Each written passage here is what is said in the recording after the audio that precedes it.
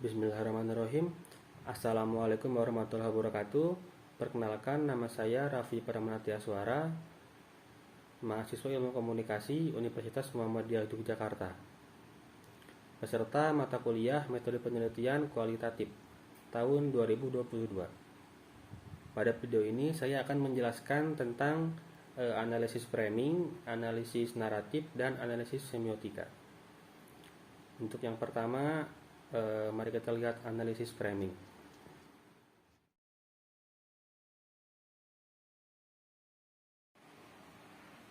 Yang pertama, analisis framing. Analisis framing digunakan untuk mengkaji pembingkaian realitas, peristiwa, individu, kelompok, dan lainnya yang dilakukan oleh media massa. Pembingkaian tersebut merupakan proses konstruksi yang berarti realitas dimaknai dan direkonstruksi dengan cara dan makna tertentu. Dalam ranah komunikasi, analisis framing mewakili tradisi yang mengedepankan pendekatan atau perspektif multidisipliner untuk menganalisis fenomena atau aktivitas komunikasi.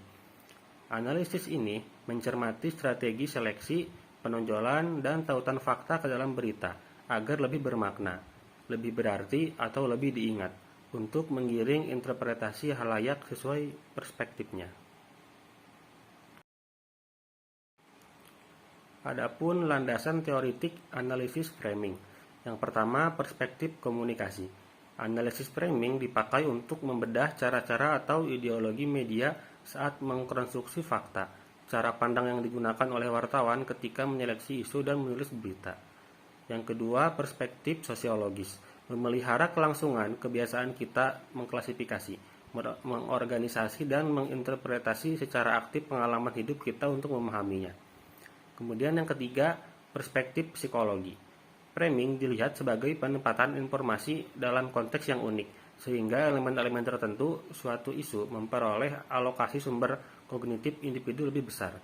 Kemudian yang keempat, perspektif disiplin ilmu lain. Konsepsi framing terkesan tumpang tindih. Fungsi premise kerap dikatakan sebagai struktur internal dalam pikiran dan perangkat yang dibangun dalam wacana politik. Kemudian ada model analisis framing. Edman melihat framing dalam dua dimensi besar, yaitu seleksi isu dan penekanan atau penonjolan aspek-aspek tertentu dari realitas. Seleksi isu berkaitan dengan pemilihan fakta. Dari realitas yang kompleks dan beragam, aspek mana yang diseleksi untuk ditampilkan. Dari proses ini, selalu terkandung di dalamnya ada bagian berita yang dimasukkan, tetapi ada juga berita yang dikeluarkan, sehingga tidak semua aspek atau isu ditampilkan. Kemudian ada 4 elemen penting model Edman. Yang pertama itu ada define problem atau pendefinisian masalah. Kemudian ada diagnose cause atau memperkirakan masalah atau sumber masalahnya. Kemudian ada make moral judgment atau membuat keputusan moral. Dan yang terakhir ada treatment recommendation atau menekankan penyelesaian.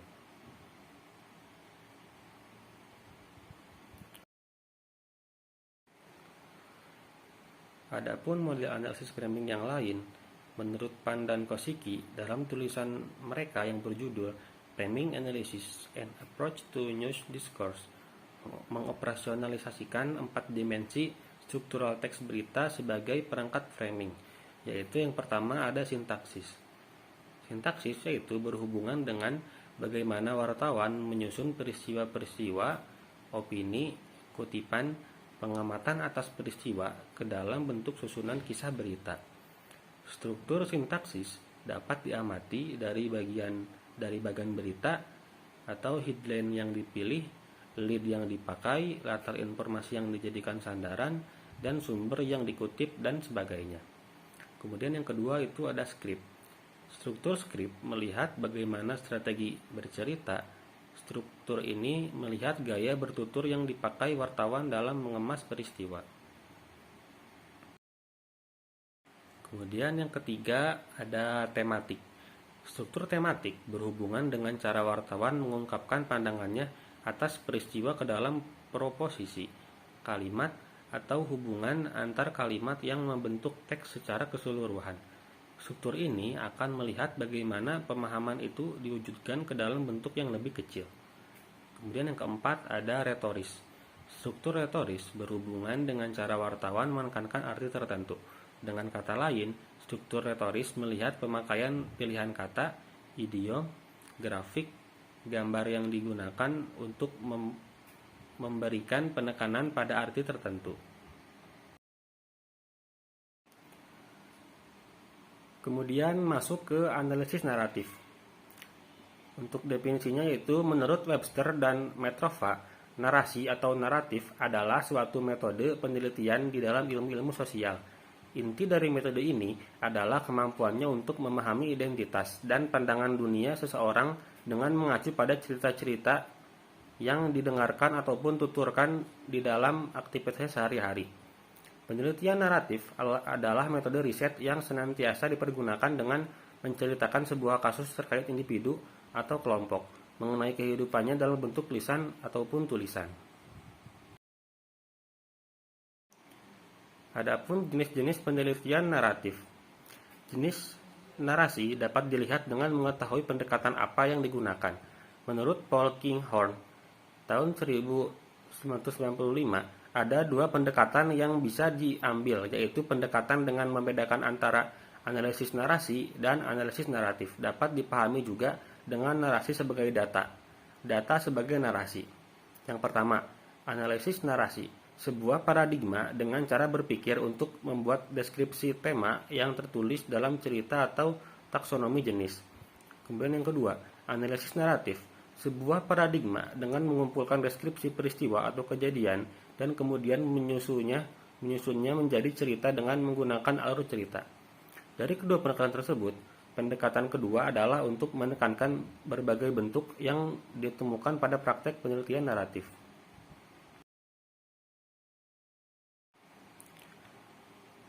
Adapun macam-macam analisis naratif, yaitu yang pertama ada autobiografi, kemudian ada biografi, kemudian yang ketiga ada riwayat hidup, kemudian ada personal account dan etnografi.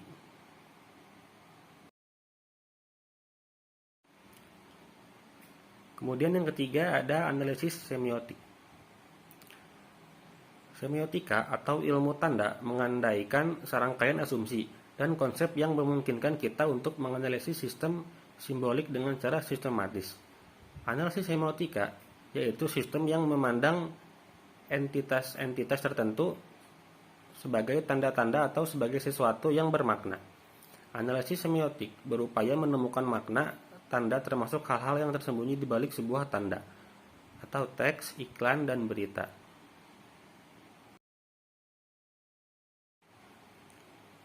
Adapun 3 prinsip dasar semiotika. Menurut Ferdinand de Saussure ada 3 prinsip semiotika, yaitu yang pertama itu ada penanda dan petanda. Kemudian yang kedua ada language dan parole. Kemudian yang ketiga ada arbiter tanda.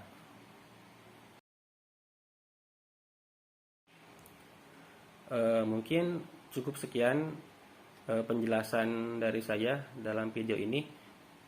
Mohon maaf bila ada kesalahan. Wassalamualaikum warahmatullahi wabarakatuh.